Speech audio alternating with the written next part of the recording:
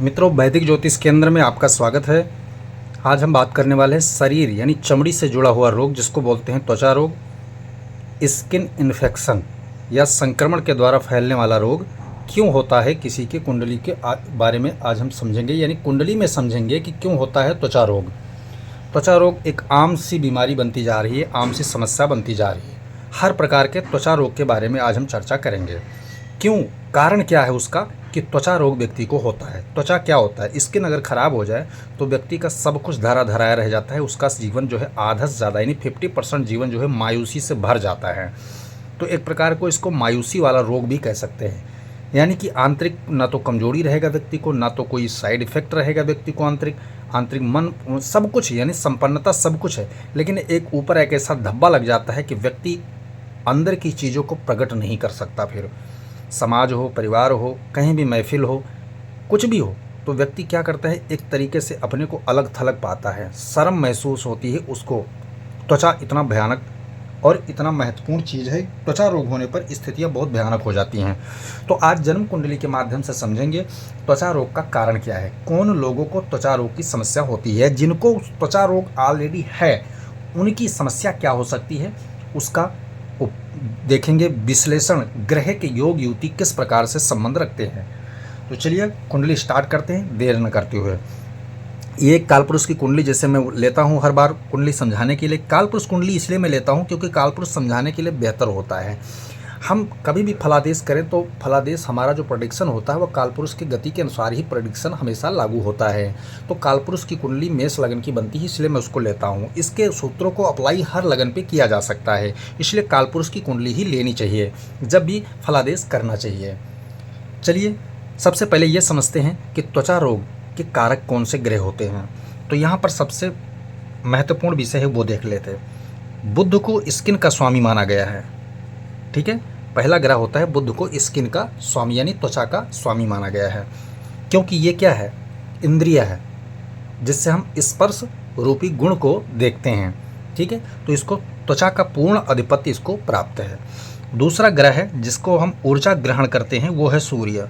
त्वचा से हम ऊर्जा अंदर की तरफ शोषित करते हैं, ठीक है। तो दूसरा ग्रह हो जाता है सूर्य, और इन दोनों को जो पीड़ित करता है वो होता है राहु, ठीक है। इन दोनों को पीड़ित अगर कर रहा है तो वो राहु है। तो महत्वपूर्ण विषय के अनुसार अगर देखा जाए तो ये 3 ग्रह बनते हैं जो त्वचा रोग फैलाने के कारण को तैयार करते हैं, ठीक है। दूसरा और भी कारण है वो आपको और बता देता हूँ। त्वचा रोग होने का वजह क्या है, त्वचा रोग होने का वजह क्या है। अगर संक्रमण से हुआ है तो इसका कारण होगा चंद्रमा। यानी ये 3 ग्रह तो भूमिका में रहेंगे ही रहेंगे, लेकिन अतिरिक्त ग्रह जो होगा वो चंद्रमा होगा, ठीक है। अगर जेनेटिक है यानी पीढ़ी दर पीढ़ी, यानी पहले परिवार में किसी को रहा होगा उसके बाद ट्रांसफर हो रहा है तो उसका कारण होगा शुक्र, ठीक है। शुक्र ग्रह उसका कारण होगा, ठीक है।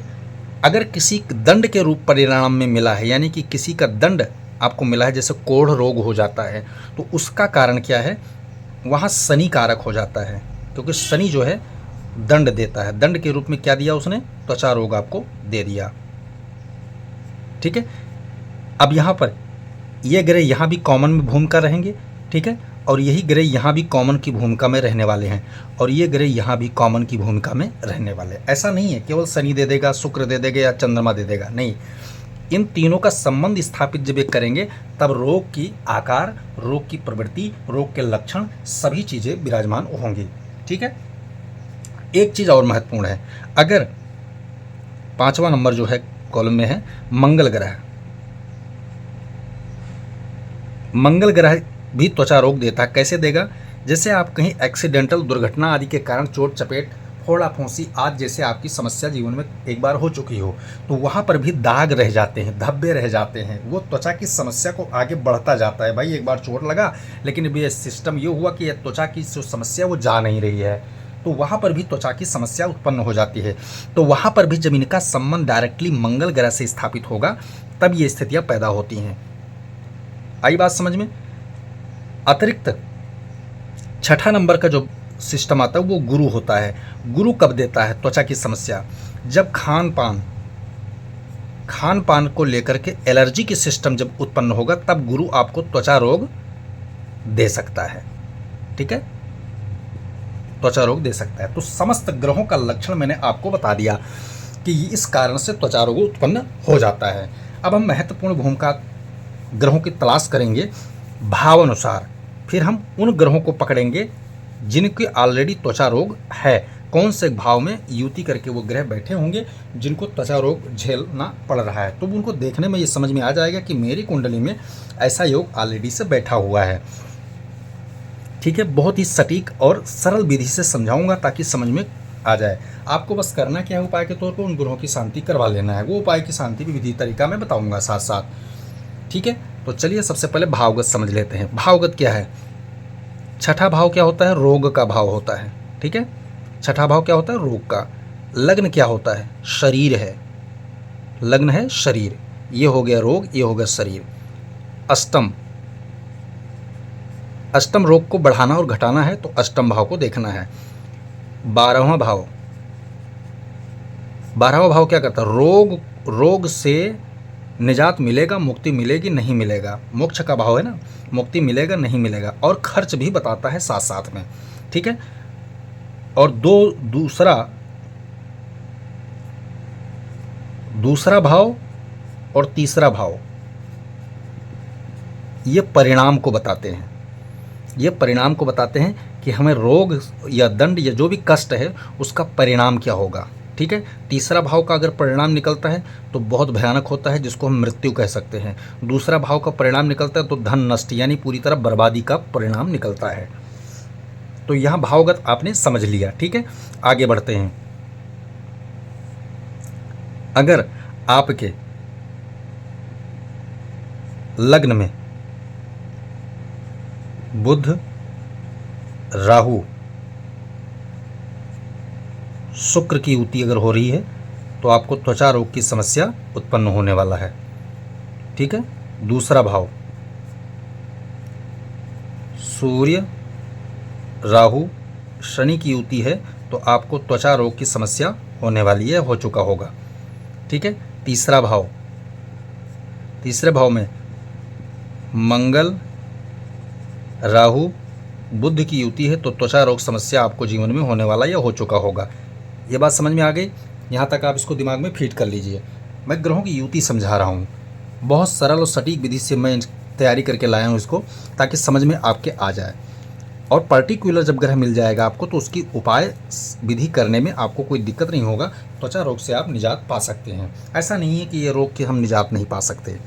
ठीक है, इसलिए निजात नहीं मिल पाता है। कई बार दवा कराते जाते हैं, दवा लगती नहीं। इसका पीछे कारण ही हम पर्टिकुलर ग्रहों को पकड़ नहीं पाते, कारण को पकड़ नहीं पाते। तो जब तक हम कारण को नहीं पकड़ पाएंगे तब तक हमारी समस्या निजात नहीं मिलेगा। ठीक है, तीसरा भाव हो गया। बात कर लेते हैं छठे भाव की। छठे भाव में अगर गुरु, बुध, राहु की युति अगर प्राप्त हो रही है तो आपको जो है एलर्जी के कारण जो है परेशानियां उत्पन्न होंगी। ठीक है, आठवां भाव।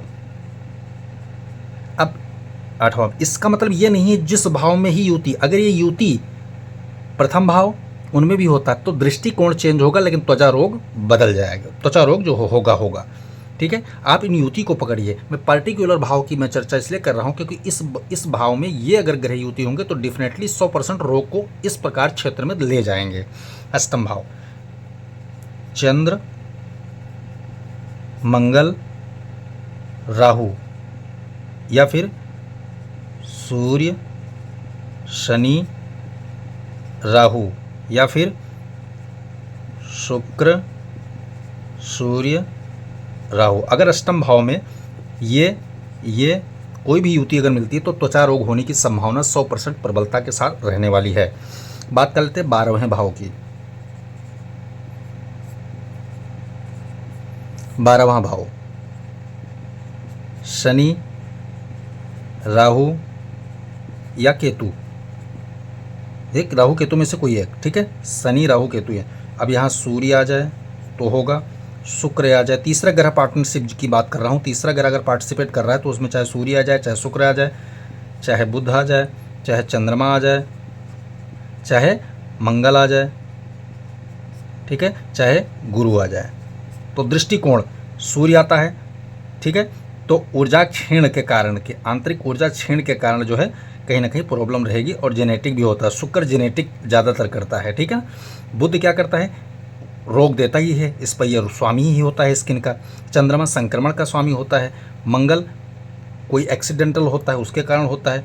गुरु आंतरिक एलर्जी के कारण होता है। तो यहाँ तक बात आपके समझ में आ गई। अब ऐसे योग युवती अगर आपके कुंडली में मिल रहे हैं तो डेफिनेटली आपको त्वचा रोग हो चुका होगा, या त्वचा रोग होने की संभावना आपके जीवन में बन सकती है। अब मैं बात करूँगा उपाय की, क्या उपाय कर सकते हैं। उपाय कहते हैं नवग्रहों के मारक देवता जो कहे गए हैं वो भगवान शिव कहे गए हैं, तो आपको शिव भगवान के शरण में जाना चाहिए। शिव के शरण में आपको तुरंत चले जाना चाहिए। क्या कर सकते हैं, महामृत्युंजय, ठीक है, पंचाक्षरी,